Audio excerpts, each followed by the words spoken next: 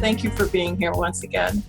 I'm so happy to be with you. And I was just teaching a class for single people. So I'm happy to be talking about the dating process and so forth, because today it's more challenging than ever before. There's a lot of confusion. How to do it, when to do it, what to say, what not to say, how to push too hard, how to not. It's like two cultures shifting, the old ways and the new ways. What do we do? So I hope to help dispel some of that confusion today with wisdom.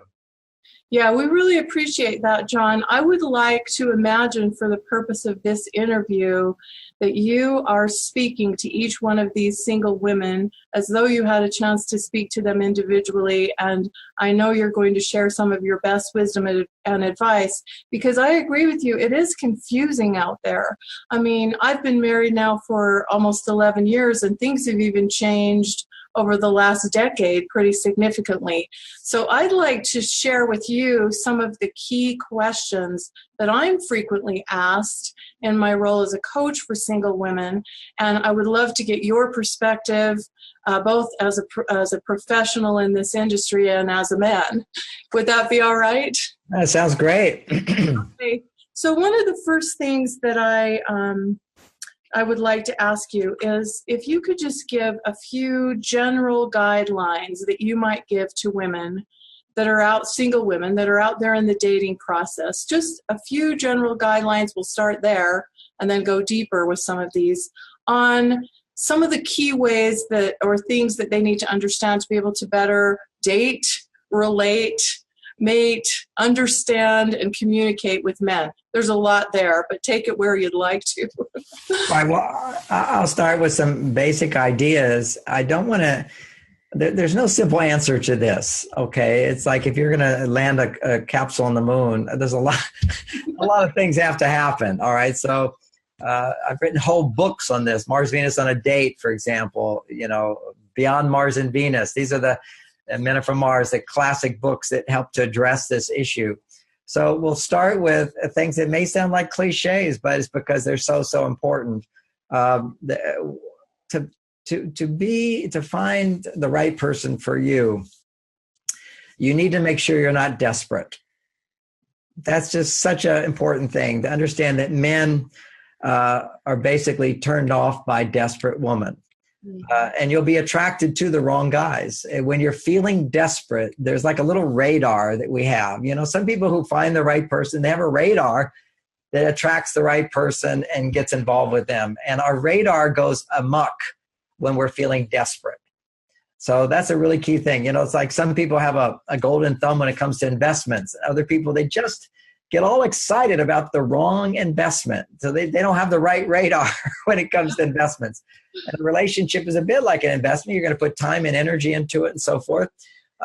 So what's the right investment? If you're coming from a place of desperation, neediness, you'll often pick the wrong person. That's one thing. If you're got a big list of things, and I have, everybody says, write out the list of the things that are most important to you. What I would add to that list is, how it would make you feel. Because ultimately you want to be with a man that makes you feel the way you want to feel with a man. That should be your guide, not what your eyes tell you, not what you hear, so to speak, but it's when you're seeing and hearing and interacting, how do you feel inside? That's really, really key. When we dissect that, if you're a woman and you feel sexually turned on right away to a man, it's the wrong man. Done. I know that's bizarre for many women, but if you're sexually turned on to a man, basically you're trying to please him more than he pleases you. Say a little more about why, because I know so many of us, myself included, back when I was single, we are really attracted to that intense chemistry like a moth to a flame.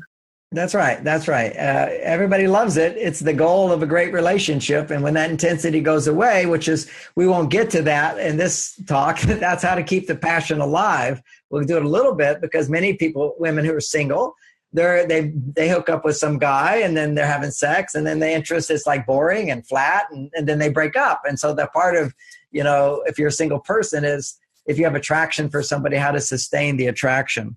So the idea of women is there's a wiring that we have inside. And to simplify that wiring of attraction, there's 4 levels of attraction. There's a mental attraction where I find you interesting, it's curious, I'm drawn, I want to get to know you better. I wonder how you think about this. I wonder what you would do in this situation. I wonder what's going to happen with this relationship.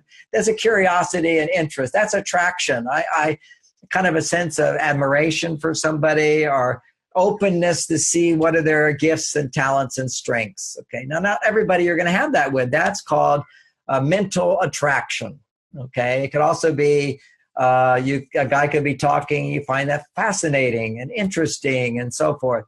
That's the mind. Okay, so that's one level. Then there's the heart attraction, which is I feel affection, I feel warmth, I really like this guy, have fun with this guy, I feel safe with this guy.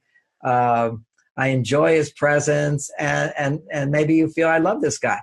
That's affection, and that's in the heart connection. Okay, so then there's sexual connection, which is I fantasize having sex with this guy. I want to connect with this guy. I'm turned on by this guy. I feel this excitement and below the waist with this guy. You heat up with this guy. You flow with this guy, and that's you live in a kind of a routine life and you kind of go, wow, that's like fantastic. Well, that's the equivalent of a guy who's can't get a girl and he goes online and he watches porn. Man, porn feels so good. It's just like it's heroin, and you can feel it in the brain. It's heroin. And what porn is for a guy and for some women, it's non-relational sex. Ironically, non-relational sex will always be more intense than real sex. Really? Now that's people kind of go, well, was that a letdown? I mean, no, my sex is fantastic with my wife. But if I was to have porn, I wrote a book on porn, so I had to explore it. And I went, whoa, this is really intense. But it's like I can also take heroin. I can also take cocaine. I can also, there's also ayahuasca and other drugs you can do, which are beyond intensity. Okay, they're just like huge. So drugs can take you to an altered state, but always when you go way up, you'll go way down. And so if you have this high intensity more than the healthy intensity, which is fantastic, but healthy intensity becomes less intense if we become dependent upon high intense. Cocaine changes the brain.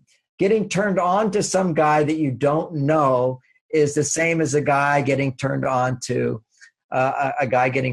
pornography.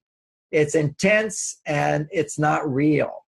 So if you're actually physically turned on to a man and you don't know him and he hasn't earned the right to be with you by earning your love, and he's also interesting to you, it's usually the wrong guy. Because when a woman is not feeling desperate, okay, if she has high self-esteem and she's at peace, she's not needy, like, oh my God, if I can't find a guy, why can't I find a guy? The guys I want are never the right guys and all that. Will I ever get a guy? What's wrong with me? What's wrong with men? Should I do it alone? Any of that kind of neediness like that. Then what's happening is you're going to be desperate. And the desperate, you may not even feel desperate, but there's an eagerness to please. And to earn a man's love. You should never earn a man's love. When you earn something, the hormone testosterone gets produced, and that's the hormone that makes men bond with women. So when a man earns your love, his testosterone goes up and he bonds with you. He becomes more interested in you. He can grow in his interest with you. He can sustain connection, and you bring out the best in him. Men have 10 to 20 times more testosterone than women. And we only bond when a woman makes our testosterone surge. And if you're trying to please me, then my testosterone goes down. Okay, my estrogen goes up. That's why women like when men are doing things for you, opening the door, planning a date, putting forth effort to create a situation where you're feeling safe, comfortable, happy, and pleased. Literally, it's the man's job to provide happiness for the woman, to provide support for the woman. It's the woman's job is to, in a sense, guide him to provide that support. And that's an art. but to feel supported. That's the ultimate for man, is when a man feels like I have impressed her. She's happy to be around me. I make a difference in her life. That's a real key thing. That's success. Men need to feel successful, and women need to feel that he's there for me and that he cares about me and he understands me and he honors me and he respects me and I feel safe in his presence. These are the things you want from a man.